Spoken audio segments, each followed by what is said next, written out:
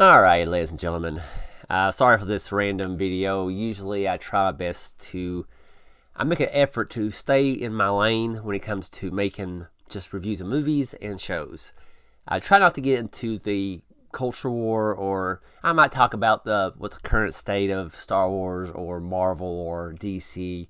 Just my take on stuff, right? So I'm going to share this screenshot of this article about George Lucas talking about Disney. And I really wanted to just give my thoughts on this article and share a little bit about it and just share what's on my heart about this and curious what your thoughts as well. So how you can see here, George Lucas backs Disney and Bob Iger in the Proxy fight, creating magic is not for amateurs. The filmmaker, Star Wars creator, and Disney shareholder shared a statement in support of the company and the CEO on Tuesday morning. There's a disturbance in the force, and George Lucas wants to correct the problem. The Star Wars Indiana Jones filmmaker is weighing in on the Walt Disney Company ongoing proxy fight, with the activist in throwing his support behind CEO Bob Iger and Disney board. Creating the magic is not for amateurs. When I sold Lucasfilm just a decade ago, I was delighted to become a Disney shareholder because of my long-time admiration for its iconic brand and Bob Iger's leadership, Lucas said in a statement Tuesday. When Bob Iger recently returned to the company during a difficult time, I was relieved. No one knows Disney better.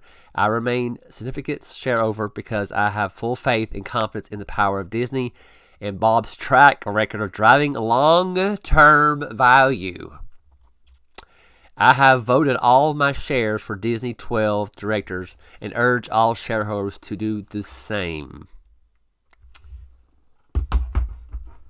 Okay, so with that statement, he says, creating magic is not for the amateurs. Let me give you you all are intelligent people. You know this, right?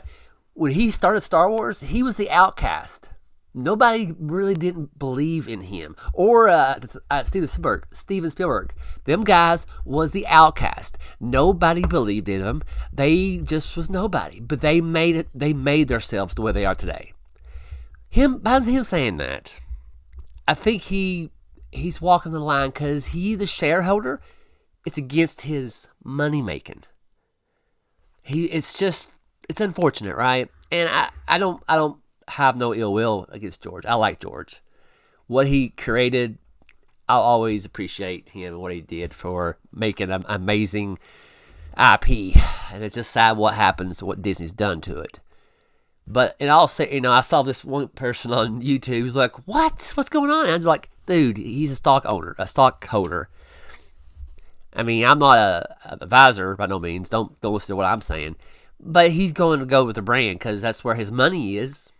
So he's going to support that company, even though the company he knows is not going the way it should. Because if he says anything about that company publicly, it's going to tank, right?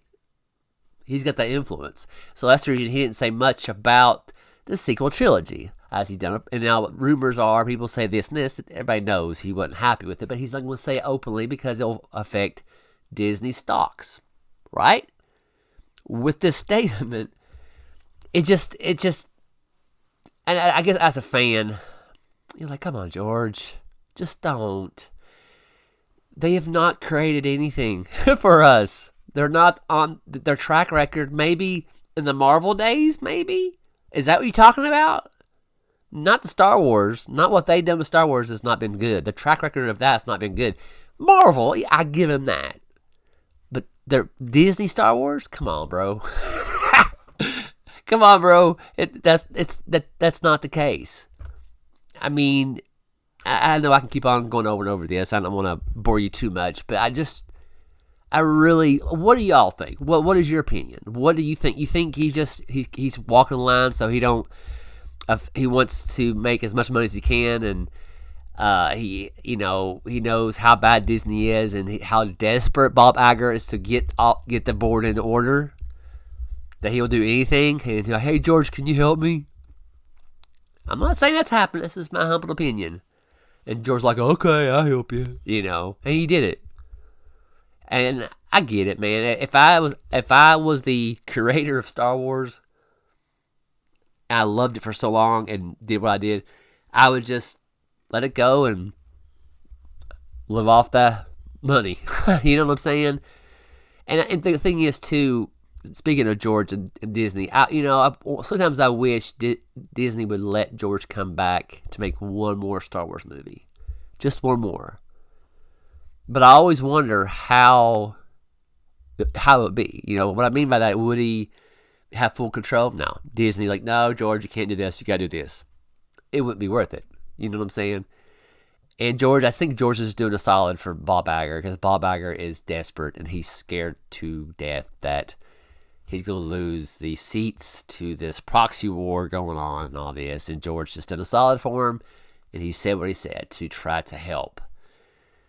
But Lord have mercy. Come on, man.